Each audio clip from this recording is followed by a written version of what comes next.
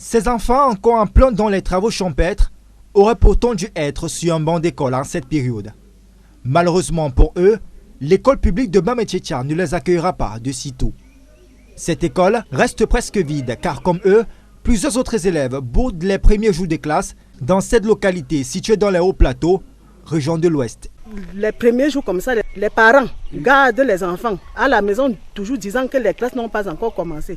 J'interpelle comme ça tous les parents qui gardent tous les enfants à la maison disant que l'école n'a pas encore commencé, que l'école commence dès le premier jour.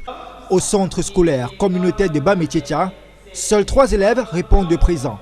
Un état de lieu qui inquiète la directrice de cette école maternelle. Déjà, la maternelle ici, c'est difficile. Puisque quand les mamans sont au champ, on ne peut pas vite envoyer les enfants à l'école. Nous attendons encore jusqu'à ce que la semaine prochaine, même pendant 3 semaines, pour voir si on peut avoir l'effectif.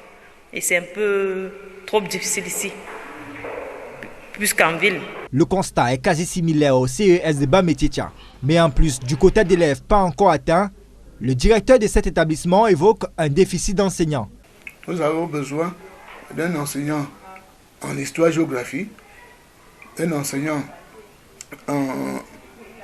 en français, d'un enseignant en éducation physique et sportive, d'un enseignant en ESF, conseiller d'orientation.